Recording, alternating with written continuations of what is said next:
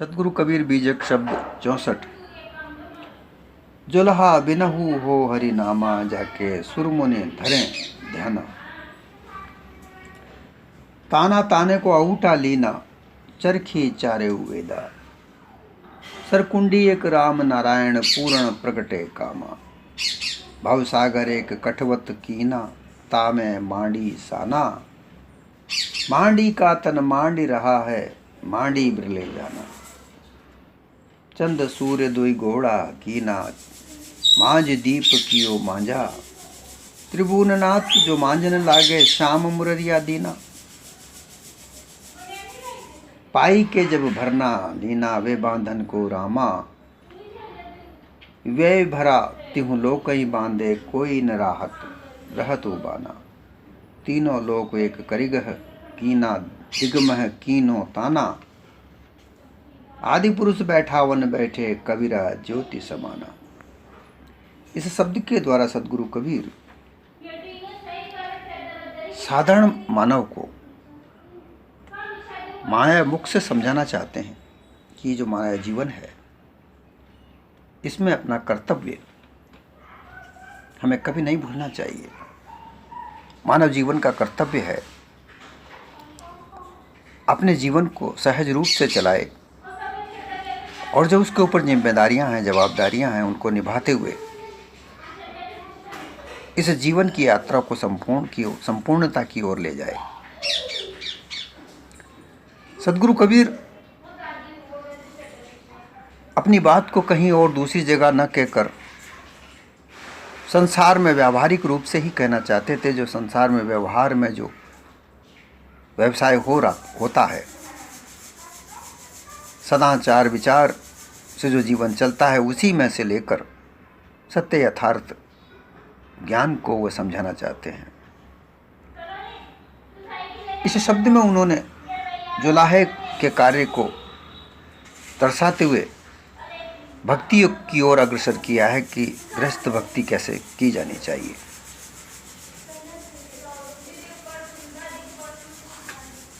भक्ति गृहस्थी ही करता है।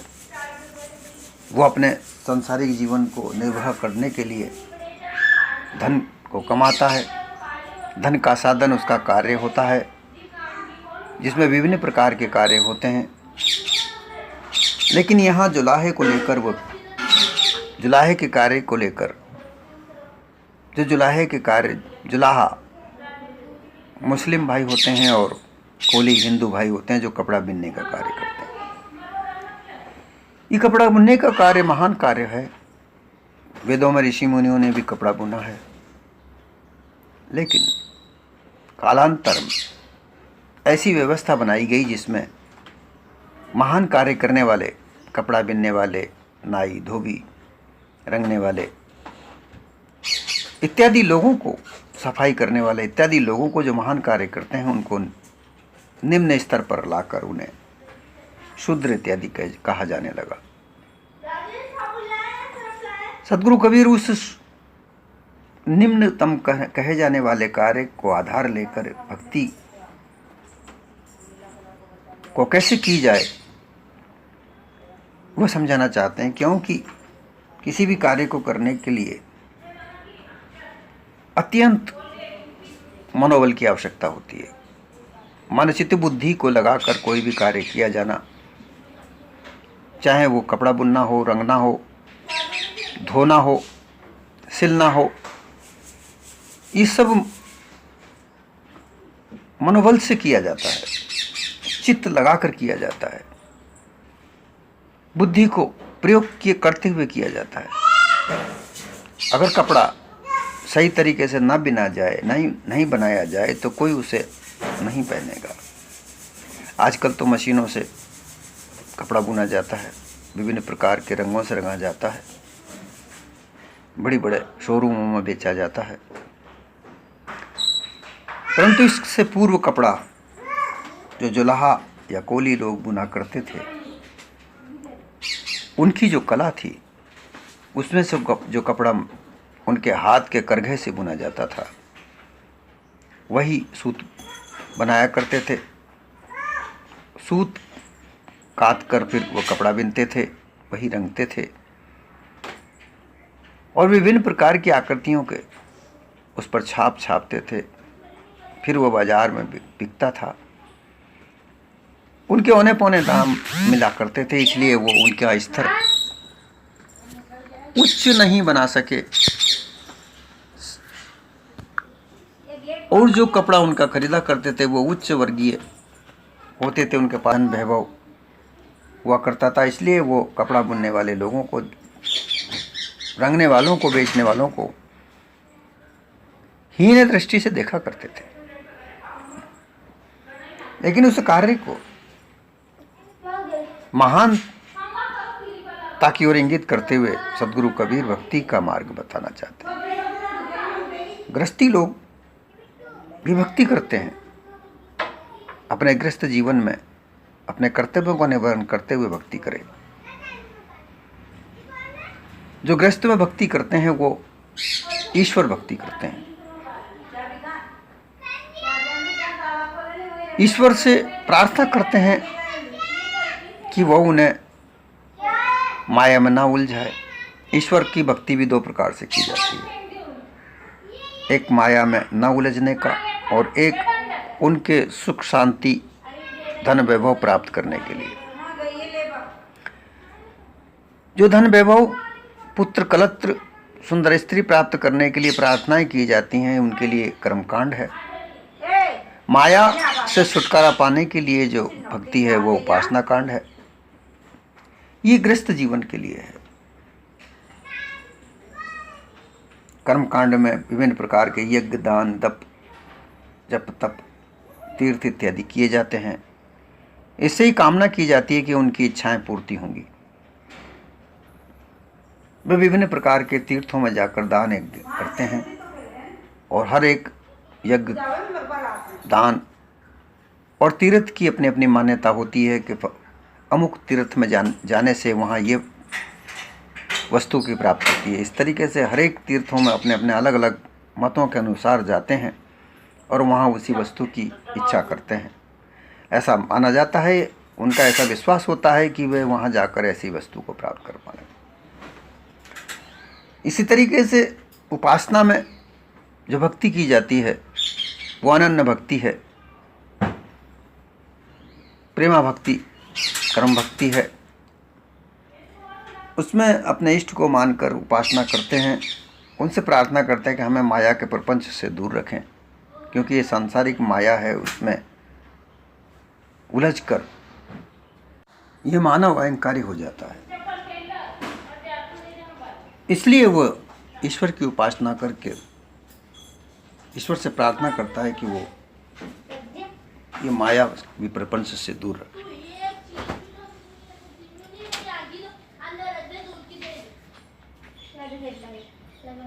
इसलिए सतगुरु इस शब्द के द्वारा समझाते हैं कि कपड़ा बुनने का कार्य भी बड़े मनोभाव से किया जाता है, उसमें मन लगाकर किया जाता है। उसी प्रकार से भक्ति भी मनोभाव से की जानी चाहिए, मन लगाकर करना चाहिए, चित्तवृत्ति को भक्ति में लगाकर करनी चाहिए।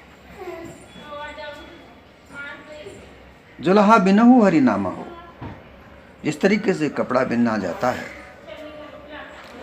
कपड़े बिनने की जो प्रक्रिया है वो बड़ी दीर्घ है, विस्तार है। उसमें विभिन्न प्रकार के उसमें साधन जुटाए जाते हैं, विभिन्न प्रकार की प्रक्रिया उसमें अपनाई जाती हैं।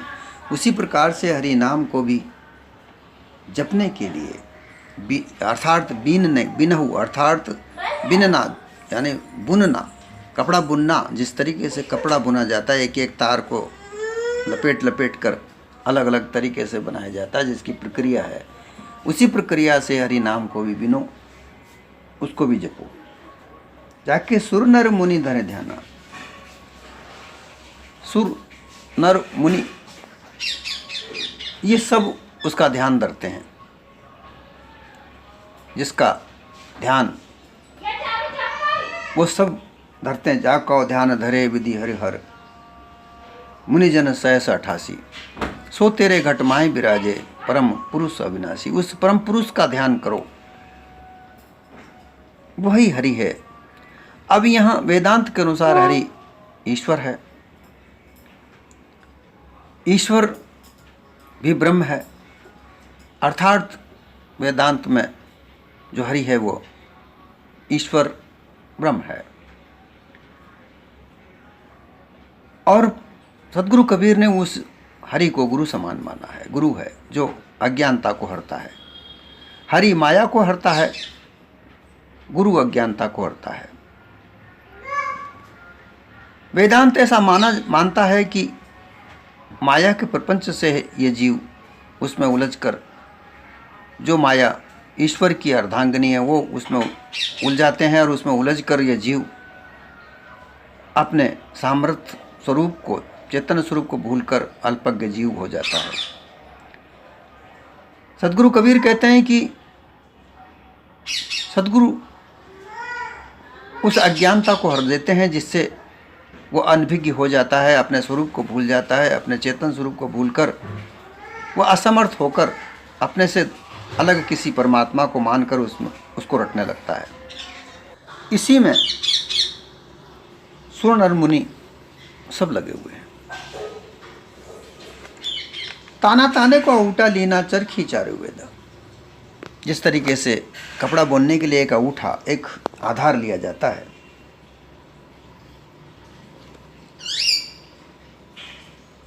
कितना चौड़ा कपड़ा बुनना है वो आधार लिया जाता है, वो एक गज भर का होता है।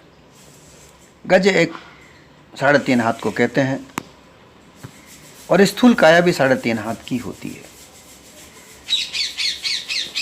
तो एक अंगूठा अर्थात एक उसका आधार कपड़ा बुनने का लिया जाता है। चरखी चारु वेदा, उसको बुनने के लिए एक चरखा बनाया जाता है। पुराने ज़माने में 2 लकड़ियों को आपस में एक क्रोस की तरह जोड़कर चरखी बनाई जाती थी। वो 2 जोड़ते ही 4 खूंटे हो जाते हैं, तो उनको 4 वेद का आधार माना जाता है। वेदांती 4 वेद का आधार मानते हैं, उन्हीं से 4 वाणियों का निर्माण हुआ है ऐसा मानते हैं। और 4 कांड भी मानते हैं, कर्म कांड, उपासना कांड, योग कांड और ज्ञान कांड। ये 4 आधार हैं। परंतु सदगुरु कबीर गुरु भक्ति में कहते हैं कि यहाँ गुरु भक्ति में 4 आधार हैं, मायामुख, जीवमुख, ब्रह्ममुख और गुरुमुख। इनको आधार मानकर इनको सत्य यथार्थ भाव से समझे, परखे। सरकुंडी एक राम नारायण पूर्ण प्रकटे कामा। सरकुंडी करघे की नरी, जो करखा बनाया जाता है, चरखा बनाया जाता है, उसमें एक लकड़ी को जोड़ा जाता है ताकि उस पर सूत लपेटा जा सके। उस सूत को लपेटने के लिए उस नरी को जो लगाई जाती है, जो लकड़ी को लगाई जाती है, वो एक नाम स्वरूप है। वेदांत में राम, नारायण, हरिओम, विभिन्न प्रकार के गोविंद, विभिन्न प्रकार के नाम हैं। परंतु यहाँ गुरु भक्ति में गुरु जो नाम देता है वही होता है, उसको रटना चाहिए।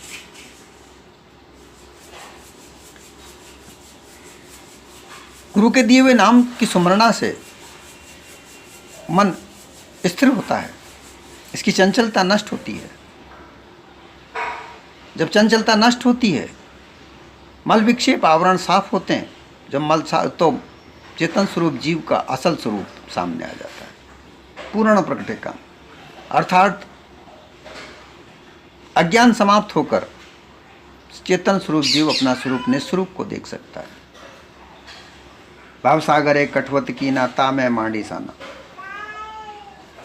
ये भवसागर, ये संसार स्वरूपी जिसको भवसागर कहा जाता है, इसमें विभिन्न प्रकार के रंग हैं। मांडी अर्थात चावल के मांड को कहा जाता है, जो कपड़े पर चढ़ाया जाता है, रंग चढ़ाया जाता है। इसी तरीके से इस मानव तन में विभिन्न प्रकार के रंगों को यह मानव चढ़ाता है। सदगुरु कबीर कहते हैं कि गुरु भक्ति के रंग को चढ़ाओ, जिससे तुम्हारा जागृत स्वरूप नजर आए। क्योंकि जीव तो जागृत है, इसका कोई रंग नहीं है, ये जागृत स्वरूप है। मांडी का तन मांड रहा है, मांडी बिर ले जाना। ये मायावी मांडी रंग सब तन में रंग रहा है, ये सब मन को रंग रहा है, लेकिन ये रंग जो जागृत स्वरूप है, जो चेतन स्वरूप का जागृत रंग है, इसको कोई कोई बिरले जाना है। चांद सूर्य दोई गोड़ा कीना, पांच दीप क्यों मारा। चांद अर्थात रात्रि, सूर्य अर्थात दिन। और इसमें कपड़ा जब बुना जाता है तो आधे भाग को ऊपर करते हैं, आधे भाग को नीचे करते हैं। जो सूत होता है, सूत का जो ताना पूरा जाता है उसके आधे भाग को नीचे करते हैं, आधे भाग को नहीं, उनका दोनों लकड़ियों में उसको पूरा कर ऊपर नीचे करते हैं। बीच में से तीसरा एक, बीच में से इधर से उधर निकाला जाता है, जिससे कपड़ा बुना जाता है। तो वो दो लकड़ियां तो ऊपर नीचे होती रहती हैं, मांझ अर्थात बीच में वो लकड़ी घुमाई जाती है, जिससे इधर से उधर से वो मांझा दिया जाता है। मांझा अर्थात उसमें वो बुनने वाला कपड़ा अलग होता है। कपड़े का आधार बनाकर जितना 1.5-3.5 हाथ का कपड़ा का चौड़ाई का आधार मानकर उस कपड़े को लंबाई में बिनते रहते हैं, लेकिन उसका 2 हिस्से करके एक ऊपर एक नीचे चलाते रहते हैं। बीच में से एक लकड़ी निकाली जाती है, जिसमें भी धागा होता है, वो बिनने के लिए निकालते रहते हैं, इधर से उधर से। ये प्रक्रिया चलती। उसी प्रकार से मानव तन को भी चाहिए कि अपने गुरु के सिमरण करे, रात दिवस अपने गृहस्थ जीवन के कर्तव्यों को निवरण करे और गुरु के वचनों पर भी ध्यान करे,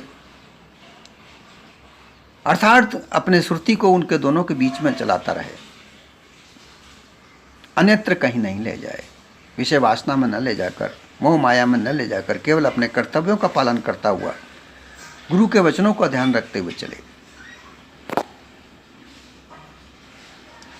त्रिभुवननाथ जो मांझन लागे, श्याम मुररिया दीना।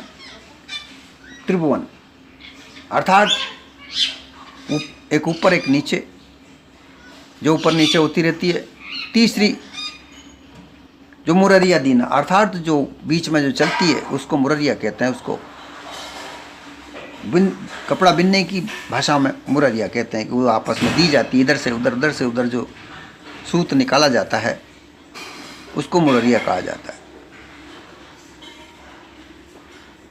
तब वो कपड़ा तुरंत तैयार होता है, सुंदर लगता है, और उसको त्रिभुवननाथ अर्थात वो तीनों को चलाने वाला, तीनों को समझने वाला चेतन स्वरूप जीव उस कपड़े को प्राप्त करके अपने निस्वरूप को प्राप्त करता है। तन मन और वचन, यहाँ पर 3 चीजें, तन मन वचन, अपने गृहस्थ जीवन को चलाने में, गुरु के वचनों को मानने में लगा के रखे, तब जाकर अपने निज स्वरूप को चेतन स्वरूप जीव देख सकता है। पाई के जब भरना लीना वे बांधन को रामा। पाई के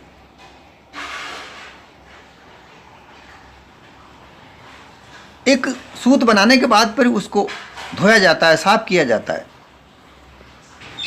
एक बेंत का एक ढांचा होता है जिसको पाई कहते हैं, उस पर उस सूत को बांधा जाता है, लपेटा जाता है दूर दूर तक, फिर उसको साफ किया जाता है, एक जैसा किया जाता है। उस पाई पर सूत का भरना भरा जाता है, अर्थात उस पर लपेटा जाता है उसको साफ करने के लिए। उसी प्रकार से रामा अर्थात मानव तन को सुचारू रूप से चलाने के लिए भक्ति की आवश्यकता है। और उस भक्ति में जब इस प्रकार से, जिस प्रकार से बताया गया है कि किस प्रकार से कपड़ा बुना जाता है, उस प्रकार से तल्लीनता से तन मन वचन से लग कर अपने गृहस्थ जीवन को निर्वहन करते हुए गुरु के उपदेशों पर चलने के पर जब अपने मन को बांध लिया जाता है, अर्थात तो मन को बांधने की सारी प्रक्रिया है। ये मन चंचल होता है जब ये मन बंध जाता है।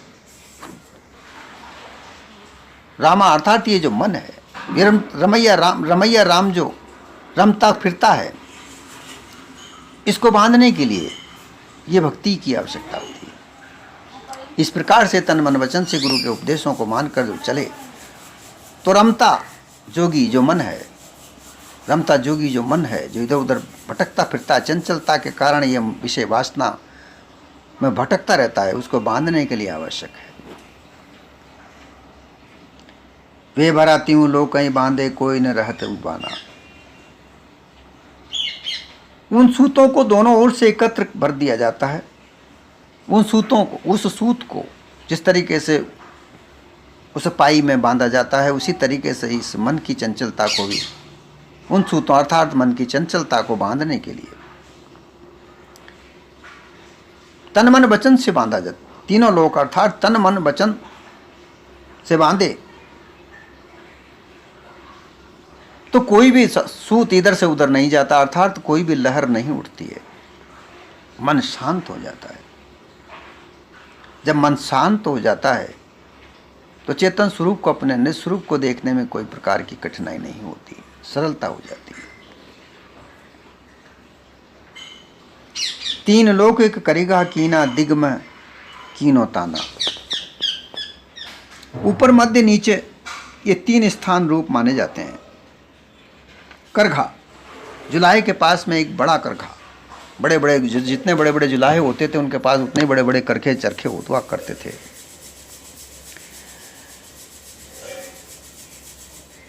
इसी प्रकार यहाँ देह में भी नाभि स्थान, नासिका से श्वास नाभि तक जाती है, हृदय में टिकती है। ये तीन स्थान है। नासिका अर्थात त्रिकुटी, नासिका से ऊपर हृदय और नाभि। श्वास को जिस तरीके से नाभि में भरते हैं, हृदय पर टिकाते हैं, फिर ऊपर ब्रह्मांड में चढ़ाते हैं, उसी प्रकार से इस सूत को पहले काता जाता है, अर्थात नाभि में इकट्ठा किया जाता है, फिर हृदय में दे लाकर उसको पाई में रखकर उसको साफ किया जाता है, एक जैसा किया जाता है। फिर उसको कपड़े के आधार पर लेकर बिना जाता है, औटा लेकर अर्थात आधार लेकर उसको बिना जाता है। फिर कपड़े को बिनकर देखा जाता है, साफ किया जाता है, तब जाकर वो कपड़ा बनकर तैयार होता है, अर्थात भक्ति संपन्न होती है। चेतन स्वरूप अपने निज स्वरूप को देख पाता है। आदि पुरुष बैठावन बैठे कबीरा ज्योति समाना। आदि पुरुष अपने निस्वरूप की प्राप्ति कर लेता है। बैठावन अर्थात बैठने की जगह, अपने निज स्थान पर, पारख स्थान पर वो बैठ जाता है। इस प्रकार से भक्ति करने से, गुरु की भक्ति करने से, जिस प्रकार कपड़े बुनने की पूरी प्रक्रिया जो यहाँ दर्शाई है उसको पूरी करते हैं, उसी प्रकार से गुरु की भक्ति में पूरी प्रक्रिया तन मन वचन से करने पर जब मन निश्चित हो जाता है, उसकी चंचलता मिट जाती है, तब वो अपने स्थान पर, निज स्वरूप स्थान पर, पारख स्थान पर वो बैठ जाता है। और जब वो बैठ जाता है तो अपने निस्वरूप को देख लेता है। कबीरा ज्योत समाना। और वेदांती लोग भी ज्योति में ज्योत समाने वाली बात कहते हैं कि वो अपने ईश्वर में मिल गए, लेकिन वो एक कल्पना है। यथार्थ तो यह है कि चेतन स्वरूप अपने जागृत स्वरूप जीव को देख लेता है, अपने जागृत स्वरूप को देख लेता है, चेतन स्वरूप को देख लेता है, अपने निस्वरूप की परख कर लेता है। और जब चेतन स्वरूप जीव अपने निस्वरूप की परख कर लेता है, अपनी पहचान कर लेता है, फिर उसे किसी प्रकार की अन्य चीज की, वस्तु की प्राप्ति करने की कोई आवश्यकता नहीं रह जाती। ये वृत्तियों को एकाग्र करके बिठाकर किया जाता है, क्योंकि ये मायावी वृत्तियां संसार में इधर उधर भटकती हैं और इस मन को ललचाकर इधर उधर फैलाती हैं। इस फैलाव को रोकने की जो प्रक्रिया है वो यही है। जिस तरीके से कपास को तरह तरह से जाके खेतों में से लाकर निकाला जाता है, बिनोलों में से कपास निकाला जाता है, उसे धुना जाता है, फिर उसका सूत काता जाता है, फिर उसको पाई बनाई जाती है, फिर आधार लेकर उसको बिना जाता है, और आप बुने जाने में कितने कितने प्रक्रियाएं अपनाई जाती हैं। उसी तरीके से सदगुरु के वचनों पर अपने आप को ढालकर गृहस्थी का जीवन पालन करते हुए, सदगुरु के वचनों के आधार पर चलते हुए, इस जीवन को चलाते हुए अपने निस्वरूप की ओर ले जाते हुए, अपने निज स्वरूप की परख करते हुए, निज स्थान में, निज पद पर स्थापित होकर बैठकर जब बैठ जाता है तो अपने स्वरूप में स्थित हो जाता है। वो वहाँ बैठने के बाद किसी और प्रकार की इच्छा नहीं रह जाती, किसी प्रकार को प्राप्त करने की कोई इच्छा नहीं रह जाती। वहाँ निरिच्छा होकर वह निश्चित ही आवागमन के चक्रव्यूह से, उस प्रपंच से निकल जाता है, बच जाता है और अपना चेतन स्वरूप में स्थित होकर आवागमन का जो दुख है वो विनष्ट